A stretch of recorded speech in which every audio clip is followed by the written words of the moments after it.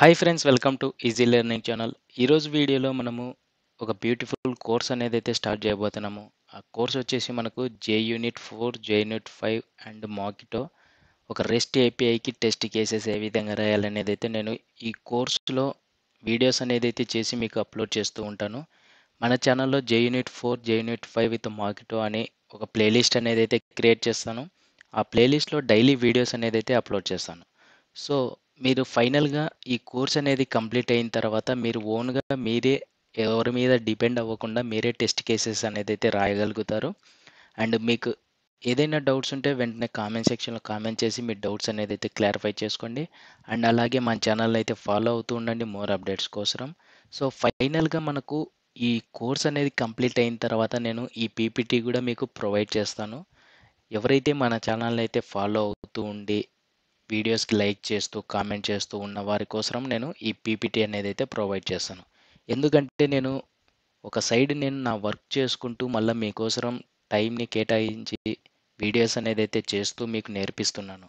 So దానికోసమైనా మీరు మన ఛానల్ని అయితే ఫాలో అవుతూ లైక్ చేస్తూ కామెంట్ అయితే చేస్తూ ఉండండి. సో మీకు ఫైనల్గా రెస్ట్ ఏపీఐకి ఏ విధంగా టెస్ట్ కేసెస్ రాయాలి, రియల్ టైంలో డెవలపర్స్ ఏ విధంగా టెస్ట్ కేసెస్ రాస్తూ ఉంటారు అనేది మీకు క్లియర్గా ఒక ఐడియా అనేది అయితే వస్తుంది. మీరు ఓన్గా మీరే ఎవరి మీద డిపెండ్ అవ్వకుండా టెస్ట్ కేసెస్ అనేది అయితే రాయగలుగుతారు. సో ఈ వీడియోలో మనము జే యూనిట్ అంటే ఏంటి, యూనిట్ టెస్టింగ్ అంటే ఏంటి, యూనిట్ టెస్టింగ్ ఎందుకు రిక్వైర్డ్ అనేది అయితే మీకు ఈ 2 టాపిక్స్ మీద క్లియర్గా ఎక్స్ప్లెయిన్ చేస్తాను. అండ్ జే యూనిట్ 4ని యూజ్ చేసుకొని టెస్ట్ కేసెస్ ఏ విధంగా రాయాలనేది కూడా మీకు క్లియర్గా ఎక్స్ప్లెయిన్ చేస్తాను. అండ్ నెక్స్ట్ వీడియోలో జే యూనిట్ 5 ఇంట్రొడక్షన్, జే యూనిట్ 5 ఆర్కిటెక్చర్ అంటే ఏంటి, జే యూనిట్ 5కి జే యూనిట్ 4కి డిఫరెన్స్ ఏంటి, జే యూనిట్ 5ని యూజ్ చేసుకొని టెస్ట్ కేసెస్ ఏ విధంగా రాస్తాము అనేది మీకు క్లియర్గా నెక్స్ట్ వీడియోలో చెప్తాను. సో ఆ వీడియోస్ అనేది అయితే మిస్ అవ్వకుండా ఉండాలంటే వెంటనే మన ఛానల్ని అయితే ఫాలో అవుతుండండి. యూనిట్ టెస్టింగ్ అంటే ఏంటంటే, unit testing is a type of software testing. మనం ఏదైతే కోడ్ని డెవలప్ చేసి ఉంటామో, ఏదైతే కోడ్ని రాసి ఉంటామో, ఆ సాఫ్ట్వేర్ని కరెక్ట్గా యాజ్ ఎక్స్పెక్టెడ్గా వర్క్ అవుతుందా లేదా అనేది టెస్ట్ చేసుకోవడానికి మనకు యూనిట్ టెస్టింగ్ అంటాము. Where individual units or components of software are tested. Okay, ఇక్కడ ఇండివిజువల్ యూనిట్స్ ఆర్ కాంపోనెంట్స్ అంటే ఇండివిజువల్ ఫంక్షన్ కానీ, ఇండివిజువల్ మెథడ్స్ కానీ, ఇండివిజువల్ ప్రొసీజర్ కానీ, ఇండివిజువల్ మాడ్యూల్ ఆర్ ఆబ్జెక్ట్స్ కానీ, ఇండివిజువల్ కాంపోనెంట్స్ కానీ, ఇవన్నీ మనకు ఒక యూనిట్ అని చెప్పుకోవచ్చు. సో మనకు ఇక్కడ సెకండ్ పాయింట్ చూసుకున్నట్టయితే, unit tests isolate A section of code and verify it's correctness. అంటే ఎప్పుడైతే మనము రెస్ట్ ఏపీఐకి టెస్ట్ కేసెస్ రాసేటప్పుడు మీకు ఈ ఐసోలేట్ టెస్టింగ్ అంటే ఏంటి అనేది మీకు క్లియర్గా ఐడియా అనేది అయితే వస్తుంది. జస్ట్ మీరు మీ మైండ్లో పెట్టుకోండి, ఐసోలేట్ టెస్టింగ్ అంటే ఏంటో. రెస్ట్ ఏపీఐకి టెస్ట్ కేసెస్ ఎప్పుడు రాస్తామో అప్పుడు మీకు ఈజీగా అర్థమవుతుంది ఈ ఐసోలేట్ టెస్టింగ్ అంటే ఏంటి అనేది. A unit may be an individual function or method or procedure or module or object or component. Anything a unit అని చెప్పుకోవచ్చు. అండ్ యూనిట్ టెస్టింగ్ ఎందుకు రిక్వైర్డ్ అంటే, ఇప్పుడు ఒక డెవలపర్ ఒక లాజిక్ రాసిన తర్వాత అతను అనుకుంటాడు ఈ లాజిక్ అనేది కరెక్ట్గా రాశాను, వర్క్ అవుతుంది అని అనుకొని టెస్టర్కి ప్రొవైడ్ చేసినప్పుడు, ఆ టెస్టర్ ఆ లాజిక్ అనేది అయితే టెస్ట్ చేసిన తర్వాత యాజ్ ఎక్స్పెక్టెడ్గా వర్క్ అవ్వకపోతే ఆ టెస్టర్ మళ్ళీ రిటర్న్ అనేది అయితే రైజ్ చేస్తాడు, మీరు రాసిన కోడ్ అనేది యాజ్ ఎక్స్పెక్టెడ్గా వర్క్ అవ్వలేదు, సో అందుకే నేను రిటర్న్ చేస్తున్నాను అన్నట్లు మనకు ఆ టెస్టర్ నుండి మనకు రైజ్ చేసినప్పుడు మనం రాసిన లాజిక్ అనేది, మనం రాసిన క్వాలిటీ ఆఫ్ కోడ్ అనేది రాయలేకపోతే మనకు బ్యాడ్ నేమ్ అనేది అయితే వస్తుంది. సో ఎప్పుడైతే మనం రాసిన లాజిక్ యాజ్ ఎక్స్పెక్టెడ్గా వర్క్ అవుతుందో, యూనిట్ టెస్టింగ్ అనేది చేసిన తర్వాతనే మనము టెస్టర్కి ప్రొవైడ్ చేస్తే 100% ష్యూర్గా మనం చెప్పొచ్చు నేను రాసిన లాజిక్ కరెక్ట్గా వర్క్ అవుతుంది అన్నట్లు మనం టెస్టర్కి ప్రొవైడ్ చేసిన తర్వాత చెప్పొచ్చు. సో అందుకు మనకు ఈ యూనిట్ టెస్టింగ్ అనేది అయితే రిక్వైర్డ్ అని చెప్పుకోవచ్చు. And what is JUnit అంటే, JUnit is a free and open source unit testing framework for Java applications. It becomes one of the most popular testing framework in the Java community. JUnit is a free and open source unit testing framework for Java applications. It is one of the most popular testing framework in the Java community. It is a lightweight testing framework. It is a lightweight testing framework that allows Java developers to write unit test cases in Java language. Current version వచ్చేసి 5. So ఇక్కడ మనకు JUnit అనేది free and open source unit testing framework for Java applications. Java అప్లికేషన్స్కి ఇది ఒక free and open source unit testing రాసుకోవడానికి. It is one of the most popular testing framework అని చెప్పుకోవచ్చు and lightweight testing framework అని చెప్పుకోవచ్చు. ఎవరైతే Java developers ఉన్నారో వారికి ఇది ఒక మంచి టెస్టింగ్ ఫ్రేమ్వర్క్ అని చెప్పుకోవచ్చు. ఈ టెస్టింగ్ ఫ్రేమ్వర్క్ని యూజ్ చేసుకొని టెస్ట్ కేసెస్ అనేది అయితే రాసుకొని వాళ్ళు రాసిన లాజిక్ని ముందే మనం టెస్ట్ చేసి యాజ్ ఎక్స్పెక్టెడ్గా వర్క్ అయ్యే విధంగా టెస్ట్ చేసుకొని 100% ష్యూర్గా మనము టెస్టర్స్కి ప్రొవైడ్ చేయొచ్చు. సో ఇది ఇప్పుడు మనము యూనిట్ టెస్టింగ్ అంటే ఏంటి, యూనిట్ టెస్టింగ్ ఎందుకు రిక్వైర్డ్, JUnit అంటే ఏంటి అనేది అయితే నేర్చుకున్నాం కదా. ఇప్పుడు ఒక సింపుల్ ప్రాజెక్ట్ అనేది అయితే క్రియేట్ చేసుకుందాము. క్రియేట్ చేసుకొని టెస్ట్ కేసెస్ ఏ విధంగా రాయాలి అనేది అయితే మీకు ఎక్స్ప్లెయిన్ చేస్తాను. నేను జస్ట్ సింపుల్ లాజిక్ అనేది అయితే క్రియేట్ చేస్తాను. సమ్ అడిషన్ కానీ మల్టిప్లై కానీ డివిజన్ కానీ ఇట్లా సింపుల్ లాజిక్ తీసుకొని మనం టెస్ట్ కేసెస్ అనేది అయితే రాసుకుందాము. స్టెప్ బై స్టెప్ అనేది మనం నేర్చుకుంటూ వెళ్ళాలి ఏదైనా కానీ. సో ఇక్కడ నేను ఫైల్ మీద అయితే క్రియేట్ చేసి న్యూలోకి అయితే వచ్చేసేయండి. ఇక్కడ STS అనేది అయితే యూజ్ చేస్తున్నాను. మీకు ఏ ఐడియా అయినా యూజ్ చేసుకోండి. ఎక్లిప్స్ కానీ యూజ్ చేసుకోండి, ఇంటెలైజే కానీ యూజ్ చేసుకోండి, STS అనే కానీ యూజ్ చేసుకోండి, ఏదైనా యూజ్ చేసుకోండి, నో ప్రాబ్లం. ఇక్కడ నేను STS అనేది అయితే యూజ్ చేస్తున్నాను. న్యూలోకి అయితే వచ్చేసాను. న్యూలోకి వచ్చేసి మనకు ఇక్కడ ఫైల్ మీదకి వచ్చి న్యూలోకి వచ్చేసిన తర్వాత ఇక్కడ చూసుకోవచ్చు జావా ప్రాజెక్ట్ ఉంది. జావా ప్రాజెక్ట్ క్రియేట్ చేసుకున్నట్లయితే మనము మళ్ళీ JUnit 4కి సంబంధించిన జార్ ఫైల్స్ అనేది అయితే యాడ్ చేసుకోవాల్సి ఉంటుంది. సో నేను స్ప్రింగ్ స్టార్టర్ ప్రాజెక్ట్ కూడా క్రియేట్ చేయను. ఈ స్ప్రింగ్ స్టార్టర్ ప్రాజెక్ట్ వచ్చేసి మనం REST API క్రియేట్ చేసుకొని దానికి టెస్ట్ కేసెస్ రాసేటప్పుడు నేను ఇది యూజ్ చేస్తాను. ఇంకా ప్రాజెక్ట్ మీద క్లిక్ చేసి ఇక్కడ మనకు గ్రాడిల్ కానీ మ్యావెన్ కానీ ఆప్షన్స్ అనేది అయితే ఉంటాయి. నేను మ్యావెన్ ప్రాజెక్ట్ అనేది అయితే క్రియేట్ చేస్తున్నాను. మీరు ఏదైనా క్రియేట్ చేసుకోండి. మీరు స్ప్రింగ్ బూట్ ప్రాజెక్ట్ అయినా క్రియేట్ చేసుకోండి, మ్యావెన్ ప్రాజెక్ట్ అయినా క్రియేట్ చేసుకోండి, జావా ప్రాజెక్ట్ అయినా క్రియేట్ చేసుకోండి. జావా ప్రాజెక్ట్ క్రియేట్ చేసుకుంటే సింపుల్గా మీరు జార్ ఫైల్స్ అనేది అయితే యాడ్ చేసుకోవాలి. మ్యావెన్ ప్రాజెక్ట్ కానీ స్ప్రింగ్ బూట్ ప్రాజెక్ట్ కానీ యాడ్ చేసుకున్నట్లయితే డిపెండెన్సీస్ యాడ్ చేసుకోవాలి. సో నేను మ్యావెన్ ప్రాజెక్ట్ క్రియేట్ చేసుకుంటున్నాను. నెక్స్ట్ మీద అయితే క్లిక్ చేస్తున్నాను. మ్యావెన్ ప్రాజెక్ట్ సెలెక్ట్ చేసుకున్నట్ట నెక్స్ట్ మీద క్లిక్ చేసిన తర్వాత ఇక్కడ చూసుకోవచ్చు క్రియేట్ ఏ సింపుల్ ప్రాజెక్ట్ మీద అయితే క్లిక్ చేయండి అండ్ నెక్స్ట్ మీద అయితే క్లిక్ చేయండి. నెక్స్ట్ మీద క్లిక్ చేసిన తర్వాత మనకు ప్రాజెక్ట్కి సంబంధించినవి డీటెయిల్స్ అనేది అయితే యాడ్ చేయాలి. నేను ఇక్కడ గ్రూప్ ఐడి వచ్చేసి ఈజీ లెర్నింగ్ అనేది అయితే యాడ్ చేస్తున్నాను అండ్ ఆర్టిఫాక్ట్ వచ్చేసి JUnit 4 ప్రాజెక్ట్ అనేది అయితే క్రియేట్ చేశాను. సేమ్ ఆర్టిఫాక్ట్ నేమే నేను ప్రాజెక్ట్ నేమ్ అనేది ఇచ్చేసి ఫినిష్ మీద అయితే క్లిక్ చేస్తున్నాను. సో మనకు ఫినిష్ మీద క్లిక్ చేయగానే ఇక్కడ చూసుకోవచ్చు మనకు ప్రాజెక్ట్ అనేది అయితే క్రియేట్ అయింది అండ్ రైట్ సైడ్ డౌన్లో మనకు కాన్ఫిగరేషన్స్ అనేది జరుగుతుంది బిల్డ్. సో తర్వాత మనకి ఇక్కడ చూసుకోవచ్చు స్ట్రక్చర్ చూసుకున్నట్లయితే స్ప్రింగ్ బూట్ ప్రాజెక్ట్ మాదిరే ఉంటుంది. SRC main Java folder, SRC main resources, SRC test Java folders అనేది అయితే ఉంటుంది అండ్ pom.xmlలో చూసుకున్నట్లయితే మనకి ఎటువంటి డిపెండెన్సీస్ అనేది అయితే ఉండదు. ఎందుకంటే మనకు మ్యావెన్ ప్రాజెక్ట్ క్రియేట్ చేసినాం, ఏ డిపెండెన్సీ లేవు.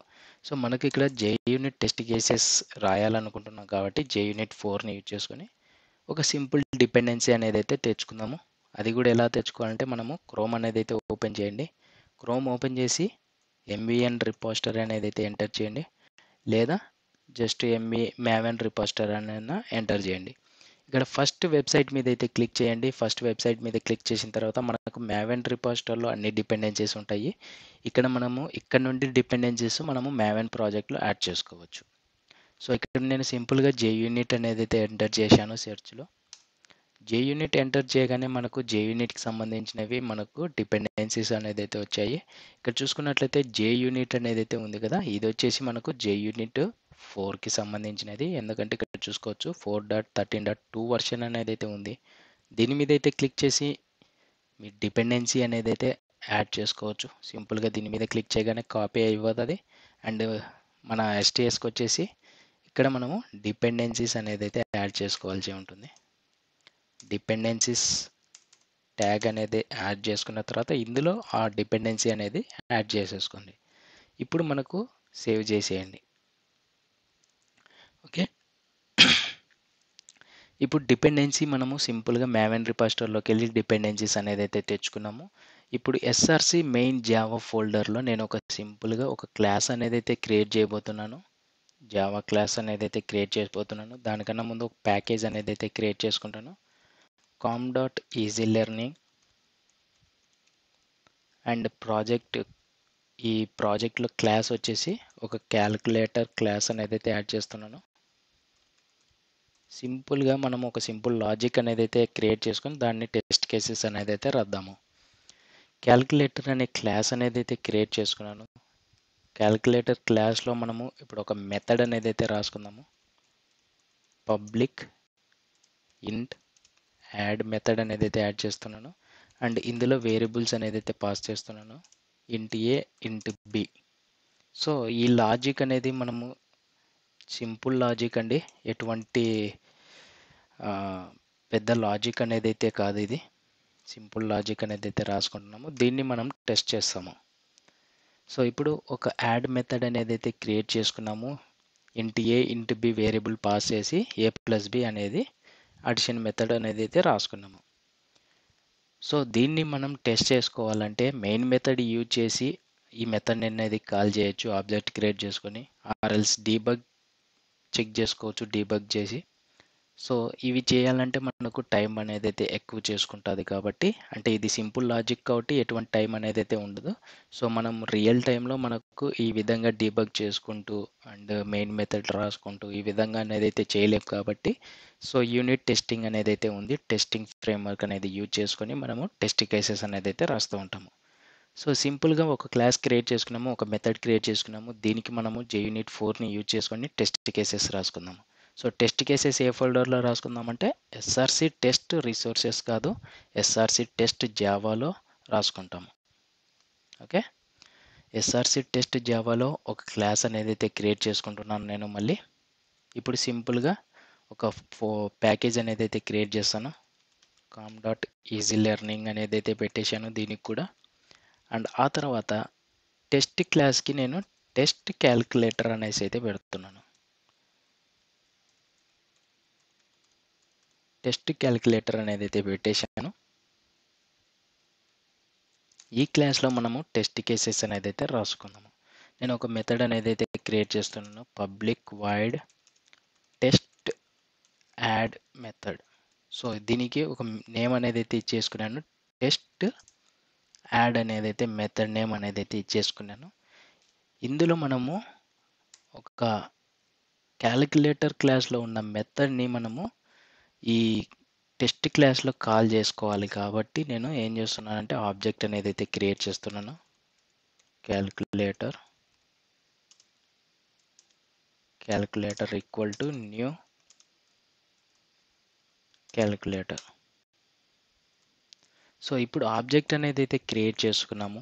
ఈ ఆబ్జెక్ట్ రిఫరెన్స్ ఇచ్చేసుకొని మనము అందులో ఉన్న మెథడ్ అనేది అయితే కాల్ చేసుకుందాము. క్యాలిక్యులేటర్ డాట్ యాడ్ మెథడ్ని కాల్ చేసి 10 అండ్ ఇంటి బి వేరియబుల్ వచ్చేసి 5 పాస్ చేస్తున్నాను. సో ఈ మెథడ్ని కాల్ చేసినప్పుడు మనకు 10, 5 వాల్యూస్ని పాస్ చేసినాం. కాబట్టి ఈ క్యాలిక్యులేటర్ క్లాస్లో 10, 5 వచ్చేసి యాడ్ చేసుకొని రిటర్న్ అనేది అయితే టోటల్ వాల్యూ ఇస్తుంది. సో ఈ టోటల్ వాల్యూ మనకు యాక్చువల్ వాల్యూ అనేది అయితే పెట్టేసుకుందాం. ఇక్కడ ఫైనల్గా ఇంటీజర్లో ఇస్తుంది కాబట్టి ఇంట్ actual value equal to calculator dot add. ఇప్పుడు మనము ఎక్స్పెక్టెడ్ వాల్యూ కూడా యాడ్ చేసుకుందాము. ఎక్స్పెక్టెడ్ వాల్యూ నేను ఎక్స్పెక్టెడ్ వాల్యూ 15. ఓకే, నేను ఎక్స్పెక్ట్ చేస్తున్న వాల్యూ 15. మనకి యాక్చువల్ వాల్యూ ఎంత వస్తుందో దాన్ని బట్టి మనం కంపేర్ అనేది అయితే చేస్తాము. ఇక్కడ కంపేర్ చేయడానికి అసెట్ ఈక్వల్స్ అనేది అయితే ఉంటాయి. ఇక్కడ చూసుకోవచ్చు చాలా మెథడ్స్ ఉన్నాయి. అసెట్ అరే equals, asset equals, asset true, ఇలాగ చాలా ఉంటాయండి. మీరు యూజ్ చేసుకొని ప్రాక్టీస్ అనేది అయితే చేస్తూ ఉండండి. ఇక్కడ నేను అసెట్ ఈక్వల్స్లో ఎక్స్పెక్టెడ్ వాల్యూ అండ్ ఆ తర్వాత యాక్చువల్ వాల్యూ పంపిస్తే మనము అది కంపేర్ చేసుకొని టెస్ట్ కేస్ అనేది అయితే ఎగ్జిక్యూట్ చేస్తుంది.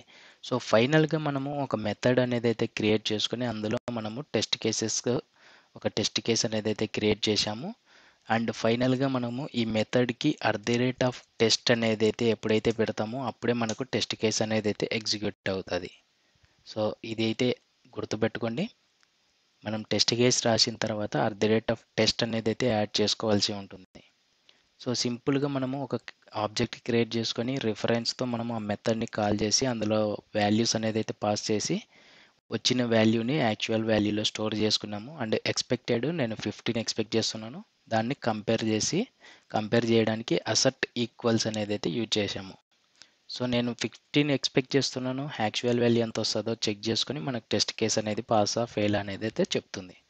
సో దీన్ని సేవ్ చేయండి. సేవ్ చేసి మనము ఈ టెస్ట్ క్యాల్కులేటర్ క్లాస్ మీద రైట్ క్లిక్ అయితే ఇచ్చేసి రన్ యాజ్లోకి అయితే రండి. రన్ యాజ్లోకి వచ్చిన తర్వాత JUnit మీద క్లిక్ చేయండి. JUnit మీద క్లిక్ చేయగానే మనకి ఇక్కడ చూసుకోవచ్చు టెస్ట్ కేస్ అనేది అయితే పాస్ అయింది.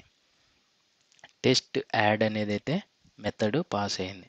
ఇప్పుడు నేను ఎక్స్పెక్టెడ్ వాల్యూ 25 ఎక్స్పెక్ట్ చేస్తున్నాను అనుకోండి. మనము 25 ఎక్స్పెక్ట్ చేస్తున్నాము, అదేమో మనకు 15 అనేది అయితే ఇస్తుంది. సో మనకు టెస్ట్ కేస్ అనేది ఫెయిల్ అవ్వాలి. సో సేవ్ చేసి మళ్ళీ ఒక షార్ట్ కట్ అనేది అయితే ఉంది ఇక్కడ రన్ చేయడానికి. దీని మీద అయితే క్లిక్ చేసేయండి. డైరెక్ట్గా ఇక్కడ చూసుకోవచ్చు.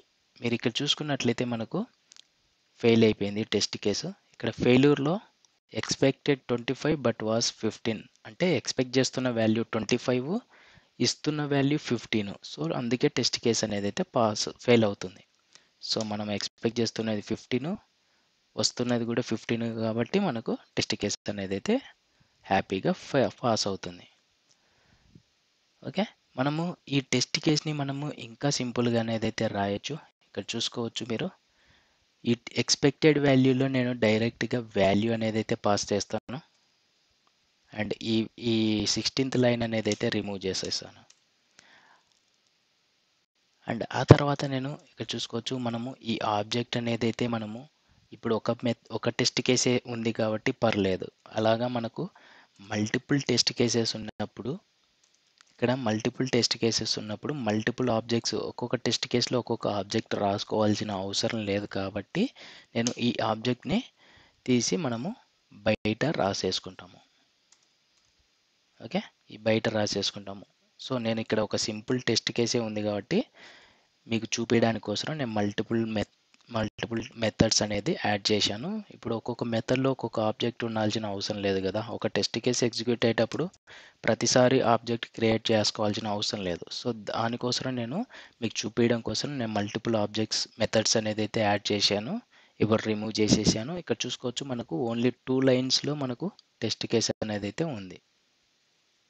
ఓకే, అండ్ మీకు ఇంకా ఒకసారి సేవ్ చేసి రన్ చేసి చూపిస్తాను.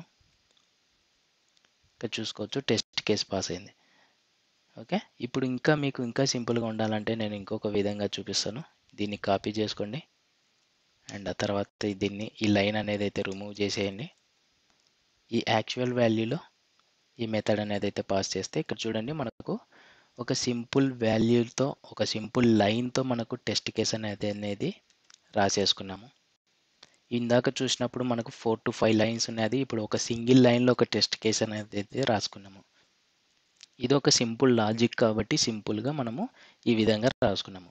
మీరు ఇక్కడ నేను యాడ్ మెథడ్కి లాజిక్ అనేది అయితే రాసి టెస్ట్ కేస్ అనేది అయితే రాశాను కదా. మీరు ఇక్కడ ఇంకొక మెథడ్ అనేది అయితే క్రియేట్ చేసుకోండి. మల్టిప్లై మెథడ్ అనేది అయితే క్రియేట్ చేసి సో ఈ విధంగా మీరు మల్టిప్లికేషన్ అనేది ఒక మెథడ్ క్రియేట్ చేసుకొని దానికి టెస్ట్ కేసెస్ అనేది అయితే రాయండి. మీకు కూడా ప్రాక్టీస్ చేసినట్లు ఉంటుంది. సో అండ్ నెక్స్ట్ వీడియోలో నెక్స్ట్ టాపిక్తో మీ ముందుకు అనేది అయితే వస్తాను. అండ్ నెక్స్ట్ వీడియోలో JUnit 5ని యూజ్ చేసుకొని టెస్ట్ కేసెస్ అనేది అయితే రాస్తాము. So J unit 5 and J unit 4కి డిఫరెన్స్ ఏంటో అప్పుడు మీకు ఈజీగా క్లియర్గా చెప్తాను. అండ్ నెక్స్ట్ వీడియోలో కలుద్దాం ఫ్రెండ్స్. మన ఛానల్ అయితే ఫాలో అవుతూ ఉండండి మోర్ అప్డేట్స్ కోసం. Thank you. Bye bye.